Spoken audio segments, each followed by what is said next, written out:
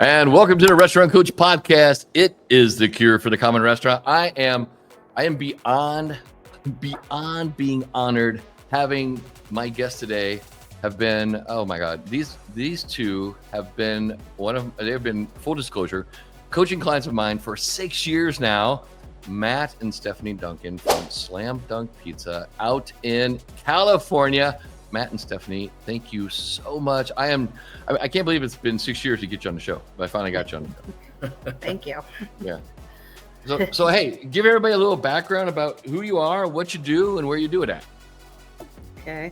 We're Matt and Stephanie Dunken, obviously. We are in Northern California. We have 2 brick and mortar restaurants, one in Ukiah, California, one in Willits, California.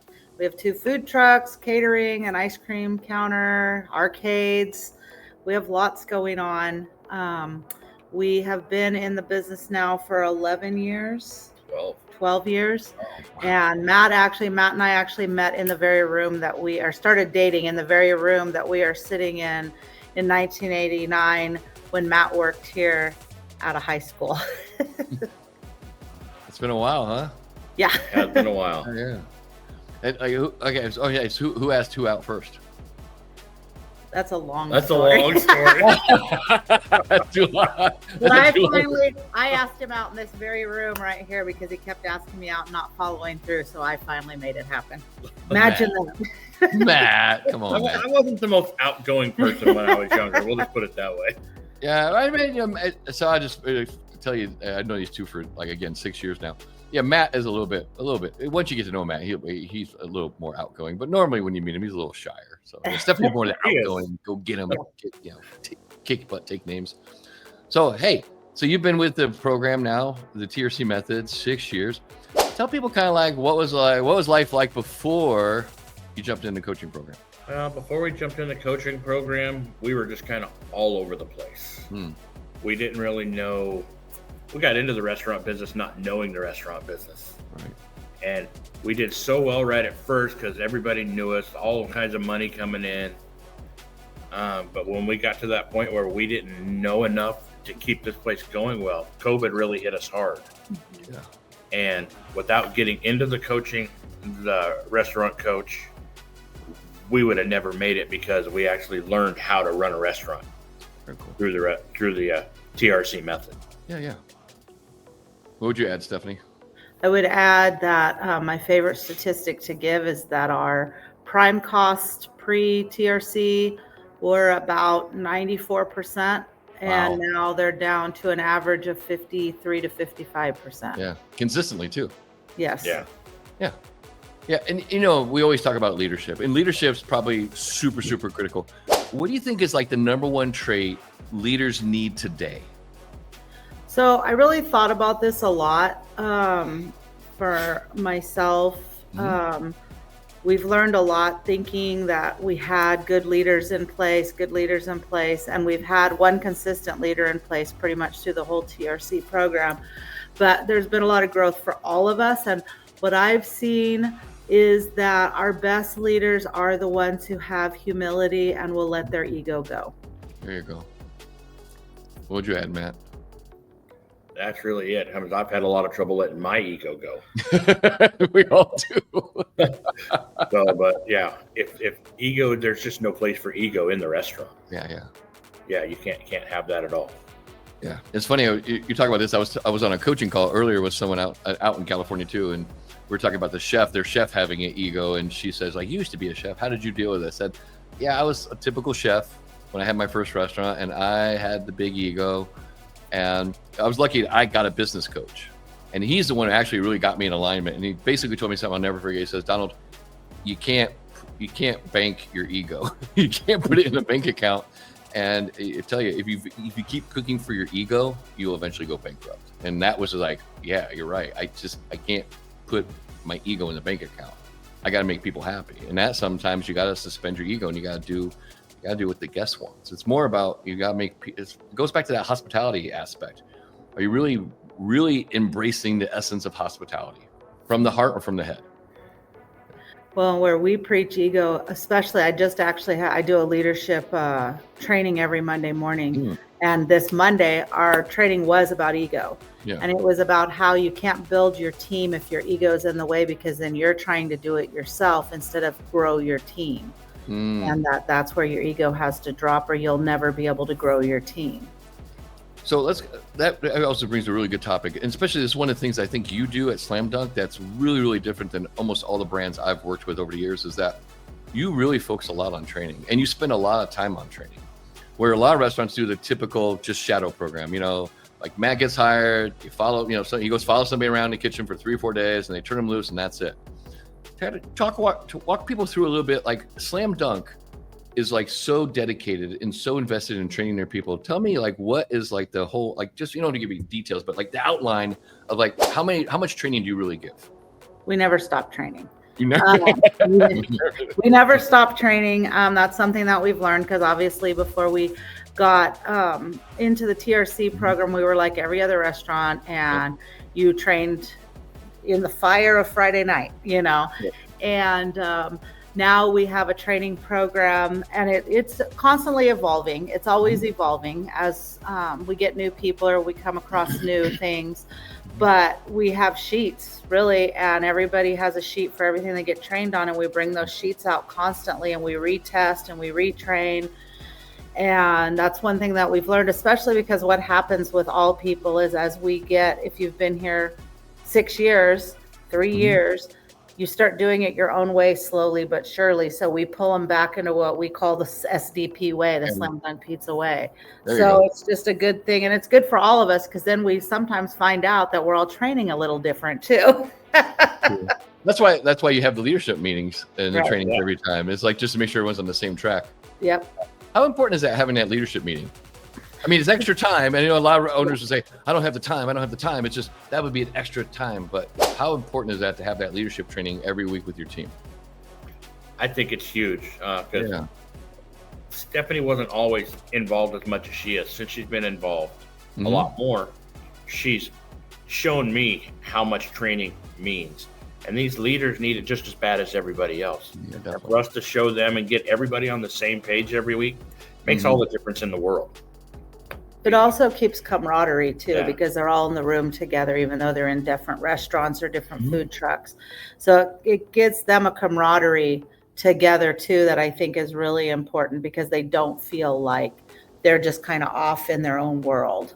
Right. So I think it's kind of twofold, really. Yeah, because we have all the leaders from both restaurants in the meeting. Yeah. And then in the TRC method, we offer a lot of training options for people. We have like leadership roadmap, becoming a positive leader. We have lots of material, lots of modules that your leadership team has access to, so they can actually start developing those soft skills. How critical do you think some of that training has been in the TRC method for your leadership team? I mean, it's been critical for Matt and I. Yeah. I had another career prior to owning a restaurant. I really had no desire to own a restaurant. So I 100%, I'm a Buffalo, and I know that. And it's taught me, that training itself has taught me, some of the soft skills that I needed to perfect to be able to be a leader. So people are walking by me, and I'm not just either pushing them or just like, peace out, you guys are bugging me, get out of the way, because that's the kind of person I am. I can admit it. But it's also, leaders, people who are true leaders are Buffaloes generally. And so I always say people think you're a natural born leader. You're not. No. I think people definitely have leader tendencies, but we all have to refine those soft skills. And so, we do make our leaders do the leadership blueprint and different things. And you can definitely see a change in them as they go through the program. So cool. Yeah, you'll get once in a while, we'll get to the leader meeting, and one of them is all, okay, I went through this section of Donald's training. This is what I got out of it. And they're excited. Yeah. See the difference. That's awesome. That's so awesome. And one of the things I preach a lot in the TRC method is like self-care. Now, when I throw out the word self-care, automatically people think that you got to become like a gym rat and live at the gym for 2 hours a day. Self-care to me, when I explain self-care is just taking care of yourself, whatever that means. And for a lot of restaurant owners, that means spending time with family, spending time with friends, and spending time with, like, as a couple. what do you guys do? And you guys have had such a radical change, and I'm so happy when you guys take vacations, because like before you started with me, like you guys hadn't taken a vacation like in 7 years. Yep. So tell me, like, what does it really mean now, self-care to you, as far as like spending time with family and stuff like that? So we have had this explosion of grandchildren this year. Oh yeah. So, and they don't all live in town with us. So it's nice to be able to go for a day to go see the grandsons, or,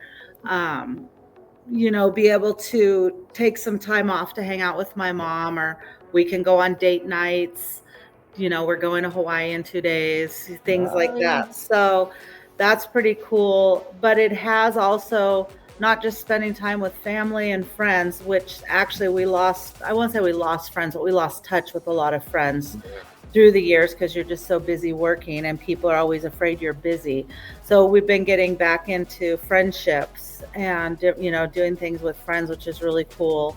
And we actually created a travel group with several of our friends, and a couple own restaurants and things. So it's kind of cool that we can all get a break together. But the other thing that I think for us is, like, Matt does do pretty good at getting up and going to the gym in the morning. Oh, he is good at it. Yeah. So he's realized for himself how important that is to get his day started. And the whole team will tell him, "Oh, you went to the gym today," because they can tell by the mood he's in that he's in a really good mood.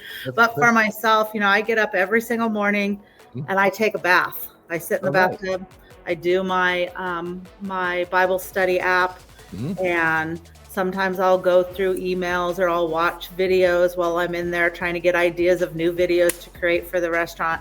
But as silly as that is, that's self-care for me, because it's something I enjoy. So, and that's what self-care really is. It's about taking care of yourself, whatever that means. I mean, it could be physical, it could be mental, it could be spiritual, it could just be, just that relationship stuff like that.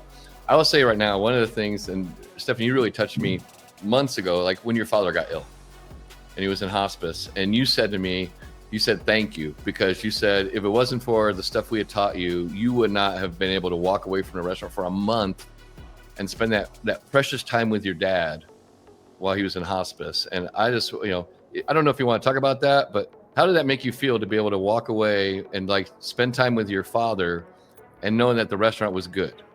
So my mom and dad are silent owners of the restaurant. And so, this restaurant meant a lot to my dad as well. Yeah. And, he was so sick at the end that he he didn't want to hear about the restaurant. He just was trying to process what was happening.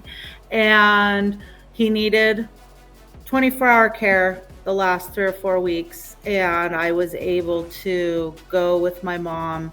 And, of course, I had my computer and stuff with me if something came up, but really the team took care of everything. And I got to spend with my dad that last pretty much 2 months, but I was with him full time for a month. And I'll never regret. I was with him 24/7. I was with him until he took his last breath. And then I was with my mom for quite some time afterwards, helping her get everything done. And it was a godsend to be able to walk away and do that. Yeah. And most restaurant owners couldn't do that. No. Yeah. I remember like when my father passed away, I had my first restaurant open and my father passed away. I couldn't go to the funeral. Yeah. Basically I hate to say I was chained to the restaurant. I couldn't even go to my father's funeral because I had everything, like you guys, I had everything invested in the restaurant, all my savings, all my everything. And I just couldn't walk away. And it took a year before I finally I broke down like a year later, just had a meltdown in the office at the restaurant one day. It just finally all caught up to me. Yeah. And I just broke down and just fell to my knees in the office and just started crying, like just bawling. And it was just, but man, I'm so happy that you could get that opportunity. That means the world to me as a coach, is that you had that opportunity to do that, which is really, really awesome. No, I will never, if we've got nothing else out of this, which isn't the case, but that's the one thing, because I have no regrets whatsoever. Awesome. All right. So let's change the subject a little bit. Let's lighten this up a little bit. So as far as like the TRC method, implementing changes, how have you seen this? And how do you say this sets you apart from other restaurants in your market? As far as how you look at operations now, how you look at teamwork, how you look at culture. Yep. Sets us apart from everybody. I mean, I honestly couldn't tell you another restaurant in this town that has the culture we do. Yep. I mean, there's a couple other pizza restaurants, chains that they could care less if you're there or not, Oh, yeah. Our family knows that they are family here. They know they're our family. The culture's that way. No toxicity, nothing. It's just a fantastic place to be. And I've never worked at a place like that ever until now. We have lots of people that come in from other restaurants or other, food places, and they say they've never felt, the training mattered. They never felt like they mattered.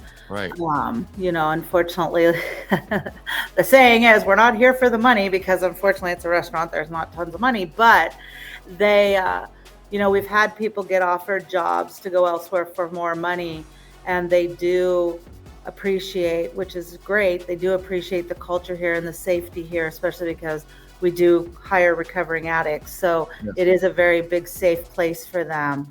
Right. And they give us the feedback. I never really worked in food, but it wasn't always like this. It definitely came from the TRC. Yeah.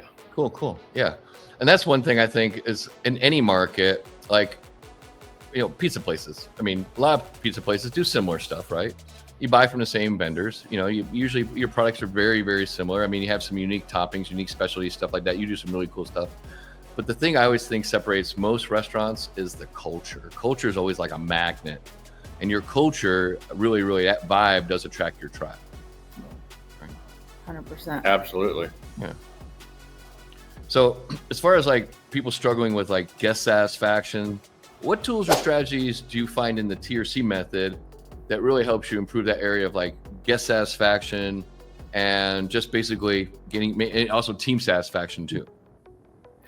My favorite story that I will ever share, and I've shared this one with you, but when we first started in the TRC method, and we work on our core values and our mission statement, and we, really preach the core values.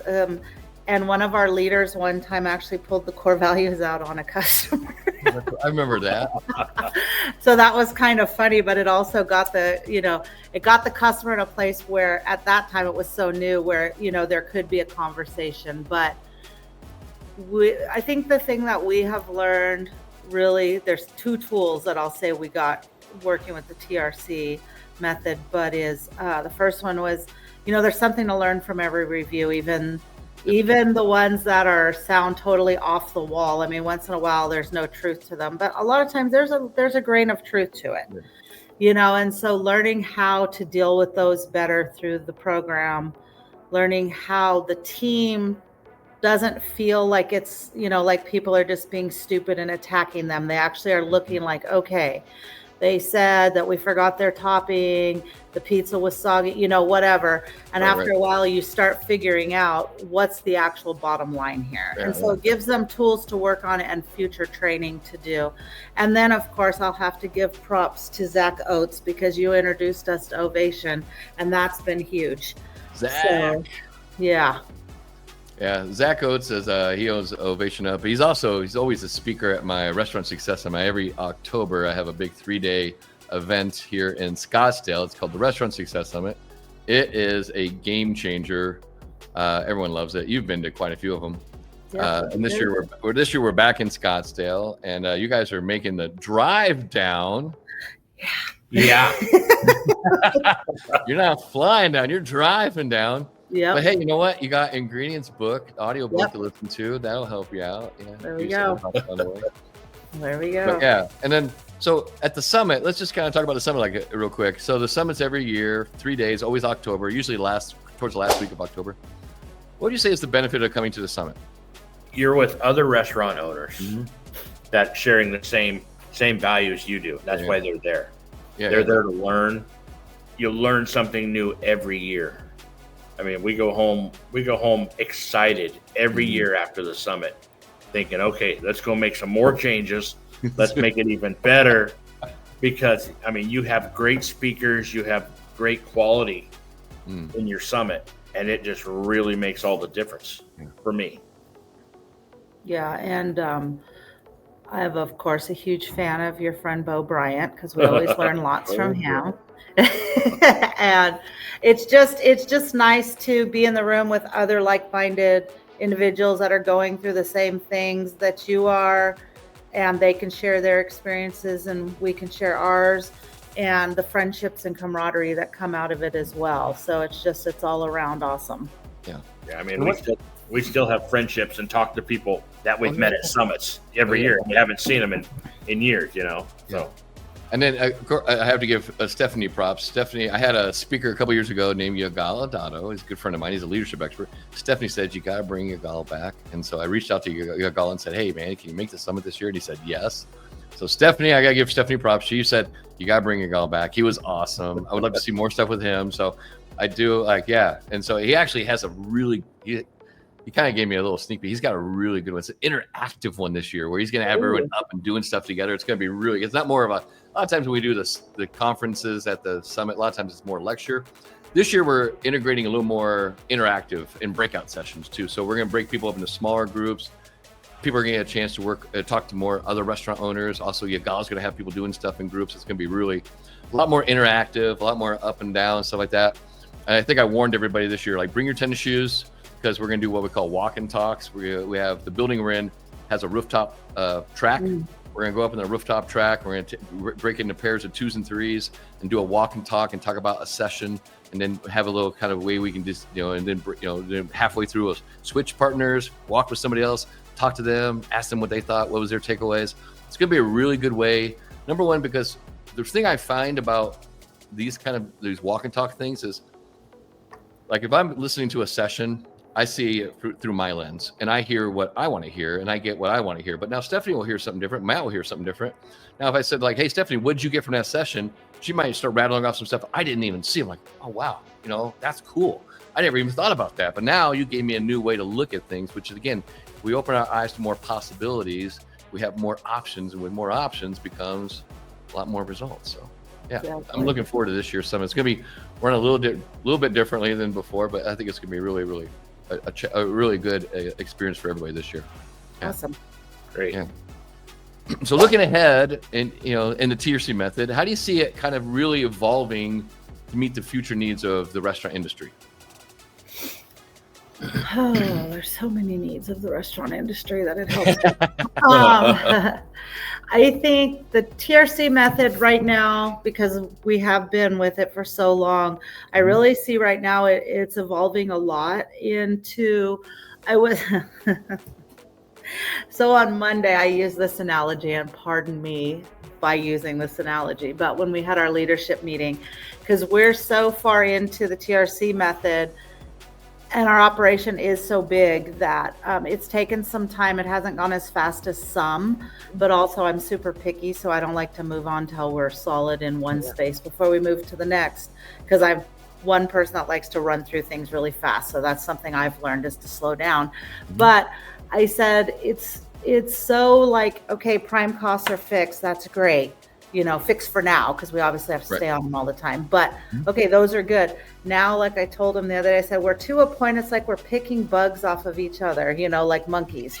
Because now we're getting down to such the nitty gritty. Yeah. It's frustrating, in some ways, because you're like, golly, but when you look at when your restaurant can get down to doing that kind of picking, you know that you've come super far. And every time I think, okay, what else is Donald going to actually teach us?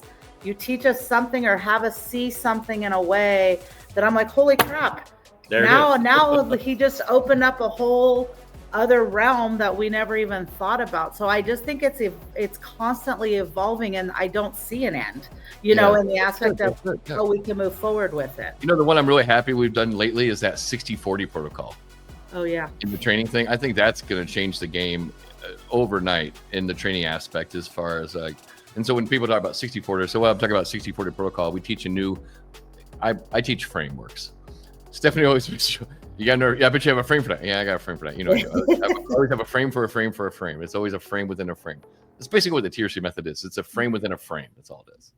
And then we have horizontal frames, we have vertical frames, we stack the frames. So we start getting advanced stuff. We can start doing what we call a frame stacking, which gets crazy. But the 60-40 protocol is that most restaurants train mostly for hard skills. What we say is that you should train 60% for soft skills, those communication, time management, just teaching people how to be better human beings. And then 40% should be the hard skills, where most restaurants are like 90-10, or maybe even 95-10. 95 hard skills, only 5% like teach you anything. And then what's the normal problems we have is that they can't manage their soft skills. They can't manage their communication. They have outbursts, emotional outbursts. They can't communicate. They don't know how to manage their time. They show up late. They don't have any accountability for themselves. So we've been making this big switch in our training protocol to this 60-40 switch, which I think is going to really help change the game. I mean, Peter from Solu in Baton Rouge, he actually texted me right after that call. He goes, it was all caps. This is a game changer. It was like all caps. I was like, all right, so we're going to get there. We'll get there. Yeah. There we go. So you guys have been traveling a little bit and stuff like that. What do you say is like the best meal you've ever had? The best meal that we've ever had, I would say our steak dinner, our what do you call it? Steak, what's it called? I can't remember what it's called. The one that we have in Reno. I've got Steak Diane. There we go, Steak Diane, and it's in a restaurant in one of the casinos in Steakhouse Reno. at Peppermill. Yeah, and it's fantastic. They have the best French onion soup ever. They come right to your table. They cook your steak right at table side. Do they really? Yeah. Oh, that's really cool. Steak Diane's a fun steak too. Yeah. So it's a lot of fun, and I always thought it wasn't my favorite. Well, I knew it was my favorite, but I thought it wasn't my favorite. We had it again a while back. I was like, yeah, it's my favorite. It's just the whole experience adds to the meal. Yeah. Oh yeah. That table side stuff is like that's a showstopper. Yeah. I probably had the best drink I've ever had. And it was served at the side of the table also. Really? At that place, same place? Yeah, smoky old fashioned. Yeah. Cool. And what do you think is like the biggest problem you see with restaurants when it comes to profitability? Not managing your numbers. Or not knowing your numbers. Not knowing your numbers or managing them both. Because how many restaurants that we talk to, like, in our group, like don't even know their food costs? Yeah. We're always like, oh, okay. We've gone into restaurants around here and we're going, okay, there's like five customers and 10 employees wandering around. Yeah. We're like, wow. Yeah. Or you go into those places, they do the huge, supersized portions and are charged like $8.99. You're like, there's no way they're making money. Exactly. No way. They're upside down. Like their food cost has to be in the 50-60% easy. Yep, 100%. Yeah, we see. You could just see. Unfortunately, we were restaurant owners. Didn't know. We didn't know, and when we came to the TRC method and we started learning all this, I was just like, how in the heck are we even open? I remember you said that. I remember like years ago you said, I don't know, look at this. I don't even know how we stayed alive. I don't know how we survived. But what happened was you were like the number one thing a lot of restaurants do. Sales hide sins. Yep. Yeah. And you had really big sales before COVID, and that hides a lot of sins because, hey, the cash is coming in. Right? Exactly. 100%. Yeah, you don't notice it when it's coming in like that. Yeah. When it's like that much, you don't notice it. Yeah. But then when it gets tight, you're like, Yeah, exactly. Yeah. We would not be in business without the TRC. 100%. No way. Here's the thing. I always tell restaurant owners, it's not your fault. Like, there's no real playbook for running a restaurant. And I say that's what the TRC method I wanted to create was. I wanted to give restaurant owners a step-by-step playbook on how to run a restaurant that made you the money you want to make and also gave your life back, where you didn't have to be handcuffed to the restaurant, where you actually could work. You hear every consultant say you need to work more on your business, less in your business, but they don't give you a roadmap to do it. The TRC method is that roadmap, step by step.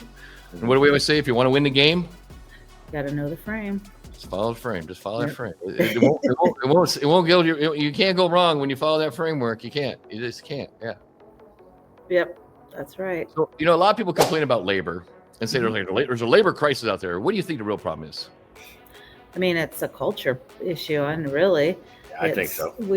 I mean, knock on wood, we don't really have any issues now. We used to, our ROI, I guess we'll call it, is pre-TRC. We would run about 240 W-2s for 40 positions. And now at the most we run is like 70. Wow, that's a huge change. I didn't know that. That's a huge stat. Yeah. That's awesome. Yeah, our people stay on. I have so many people here that have been here 2+ years right now. Oh yeah. How long's Frank and you have a couple leaders with your team, Frank and Jen. How long have they been with you guys? Frank's been with us 7 years, and then Jen's been with us. She just had her 5-year. 5-year anniversary. Yeah. Yeah. And then who's the longest tenured employee besides you? Right now it's Frank. Oh, Frank, yeah. Yeah, Frank's our longest. So yeah. That's awesome. yes. Yeah, because that is one thing about the TRC method, is that when you start something like this, you definitely will see people you think are your people that will not stick around because they don't want the rules, they don't want the accountability. Yeah. And that is something that we found, is that some of our people that had been with us for a long time, they didn't get to run amok anymore. Yeah. I remember that a couple of years ago, you had that one key employee.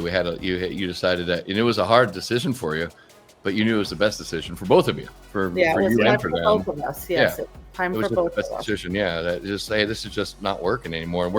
And and the beautiful thing is, like, and Stephanie did mention this, like when you commit to like getting in a coaching program, you have to be committed to doing it and going all in. Yep. Not halfway, because if you go halfway, you get half results. But Stephanie was 100% committed, and she's like, no, we're doing this thing the whole way, and I'm committed to the process. And if I hit a bump in the road, I always say, like, obstacles, I either go over them, around them, or I remove them. That's all I do. I was like, I don't worry about obstacles. Yeah. Yep.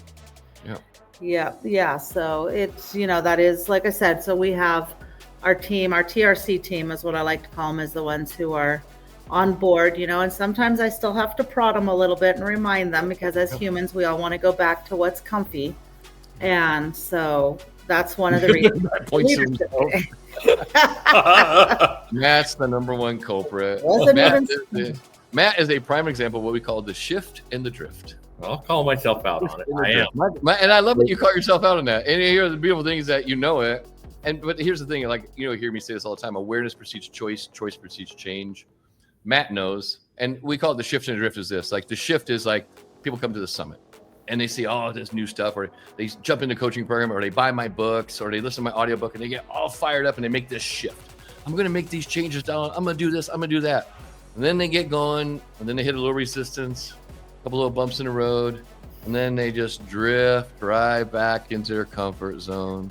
Everyone does it. Everyone does it. Even me. Like, even like working out, like I can go great, and all of a sudden I'll hit this little kind of bump where I feel like the workout's not really going good, and I'll just kind of drift back. But I have a coach who just pushes me back the other way really quick. That's why having a coach is so powerful, because when you start experiencing the drift, you start drifting back, the coach can recognize that and say, hey, what's going on with you? Yeah, I have a coach that does that too. Yeah, you have a coach who's like really on you about that. Yeah. That's funny. You get double coached. You get me and Steph. Yeah. Yeah, I know I do. Believe me. Yeah. I was getting some coaching this weekend. Let me tell you. See, I don't smack you upside the head though. There is no physical altercations. No physicality. If I was close to you, Donald, you'd give me a little pat on the back of the head. I would give you a pat in the back. You and I would definitely have a little. Yeah, we'd have a little walking tour. We'd have a little discussion in the walk-in. Yeah. Let me ask you a fun question. So, if you came with a warning label, what would your warning label say? You first. Mine would say proceed with caution. Yeah, that's definitely you. Yeah. Mine would probably say handle with caution. Handle with caution. Proceed with caution, handle with caution. There you go. Yeah, that's cool. What do you think is one thing that restaurants can do, now, to make more money? Market. Real marketing. Real marketing. That's and marketing. And you know me, a lot of restaurants, I say this all the time, a lot of restaurants post, right. Very few restaurants market. Right. Yeah. We're not the greatest at social media. We're active. We're very, very active on it, which luckily the town we live in, or the towns we're in, it does get a lot of attention, and we are switching over to a new way of marketing. But I will say we're excellent at our community participation, which is You guys are really good about that. Yeah. That's which is our top marketing. Yeah. Yeah. You guys are really, really community focused. Yeah. So when we teach marketing, we have a program in our TRC methods called the Restaurant Marketing Machine. We teach a thing called the 13 emotions of marketing. And I'll tell you that I've found that is a big game changer for people, because most people, when they're marketing, they only play 1 or 2 emotional cards. And it would be like, it's like you have 2 cards and like you're playing poker and you only got 2 cards. Like, oh, I can't even win because I only have 2 cards. So we try to give you more cards that you can play. That way you're playing like different emotions like nostalgia, humor. Maybe you're doing like education. Maybe you're talking about, maybe you're talking about food. Maybe you're talking about culture. Maybe you're talking about family, talking about core values. Maybe you're talking about community. Maybe you're talking about charity. We have a lot of different emotions that we play. How has that helped you as far as like coming up with content for your marketing stuff? It helps a lot, actually, because it's a good guideline, and there's a worksheet that you gave us that helps also as we're mapping out our marketing for the month, to use those, to use the 13 emotions and how to stack them too. Because like you said, to use more than 1 or 2 is key, because then you're hitting kind of multiple spaces out there. Yeah. Yeah, because if the only card you play is just the food and beverage card, which like you go to like most restaurants' social media post, it's just a plethora, a feed of just food pictures and drink pictures. That's it. Now, if I'm hungry and thirsty, that might work. But if I'm not hungry and thirsty right then, it's just noise, and I just kind of tune it out. Yeah. Right. Yeah. Got to be different. Got to be totally different. So how do you guys deal with stress? My bath. My workouts help.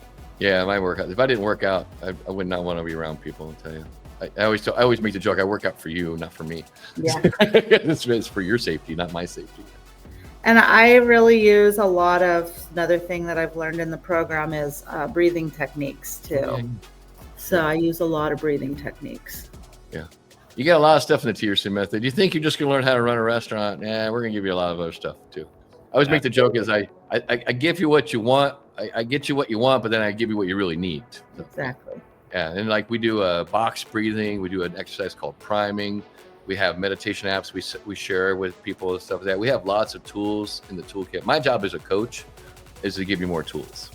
And the thing is for you to do is like, just look at that tool and say, does this apply to me? If you like the tool, keep it in your toolbox and then use it. If it doesn't apply to you, you don't think you'll use it, it's useless. Just toss it aside. It's like those people who keep the boxes after they buy some that they're never going to use again. And like it just fills up a closet, and they're just empty boxes that they're never going to use. I have to say, I'm guilty of that. I'm so guilty of that. When I moved to a new place here, I purged out. I could not believe how many boxes of stuff I had that didn't have anything. There's just an empty box. I'm like, man, I got like 40 boxes here of stuff I need to see. It was horrible. Might need it someday. Yeah, that's what I thought. It's like, there's always a possibility, right? Nah, it didn't happen. That's funny. So, hey, when you guys were kids, what'd you want to do when you grew up? I knew you didn't want to be in the restaurant business. I don't think you so. It's like every kid. I wanted to be a professional baseball player. There you go. But how about you, Steph? I really didn't know what I wanted to do when I was a kid. Really? I wanted to be a mom or be in the military. Oh, really? Yeah. If you were in the military, what would you have gone into? Air Force, because that's where my dad was. What would you? Any kind of job you would have done? I didn't have any. No. No thoughts there. Yeah. Yep. All right. What's one book, an audiobook, or a podcast that you recommend? Stephanie is a podcast aficionado. Stephanie will rattle off 5 podcasts that she So I really didn't even have to think about this one. For me, and you already know because I preach this one. Yep. I am all about, because I am about being good with yourself before you can be good for everybody else. Mm-hmm. I am 100% all about Mel Robbins' The Let Them Theory. That's a great book. Yeah. I'm 100%. Great audio book and great book. Yeah. It's helped me a lot, even managing the team members and customers and Matt and, because everybody has different emotions and they're all valid. So it's taught me not to try and control everybody's emotions. Cool. How about a podcast besides the Restaurant Coach podcast? Besides that one, You like that one? Is it a slice one you like? I like the Unsliced, the Mike Unsliced Roush one. Unsliced, and any podcast that Gary Vaynerchuk is on. I'm all about Yeah. that. How about you, Matt? Yeah. I'm not a real big podcast. Not a big reader. That's not a big reader. Not a big podcast guy. Not a big podcast guy. But you do have ingredients on audiobook. I do. I haven't started listening, but I will. I have. So I have like certain members in my coaching program. They love the audiobooks, and so I always roll out a book first, and then it usually takes like a month or two to get the audiobook done because I have an audio guy who does it. And like every time a new book rolls out, it's a constant flow. It's like, when's the audiobook coming out? When's the audiobook coming out? Stephanie's like, I'm waiting for the audiobook. I know it's coming out, Steph. I know it's coming out. You and Mark in Australia. Mark loves the audiobooks too. He's like, when the audiobook? Mark is coming out, man. Just be patient, man. It's coming. Well, Stephanie will go on a trip, and she'll come back. I made it halfway through the book. There you go. She's all had it on the whole time. That's it. Yep. What's a quote you guys live by? A quote. Oh, my quote is, why'd I just forget it just as you said that? It's from Wicked, the freaking movie, and I just totally forgot it. I haven't thought about this. Yeah, Matt, your quote you live by, Matt? Not really. No? Any TRC quotes you like? I do. Let me think about it. Totally drawn a blank. You threw it down, and we're like, threw it down on them, and now they hit a blank. No, I had it. I'm like, I had it. What's your favorite? I do like. Don't train till you get it right. Train till you can't get it wrong. There you go. I love that one. That's one of my favorite ones. How about culture flows? How does culture flow? Yeah. How does it flow? Downhill. Downhill. Yep. Culture flows down, not up. Yep. All right. What's that Wicked one? You got it? No? I for the life of me. You got a blank? I am a Wicked freak too. So, and it's even on my bracelet. We're gonna write this down. This is like the first time. I'm gonna put down also too in the report that this is the first time Stephanie was caught speechless. Yes. It's even on my bracelet that I wear usually, and I don't have not your bracelet's not even on there. Oh no. Yes. Hey, if people want to get a hold of you guys, what's your website? We're at www.slamdunkpizza.com. Cool. You got 2 locations. Where? One's in Ukiah, California. One's in Willits, California. Awesome.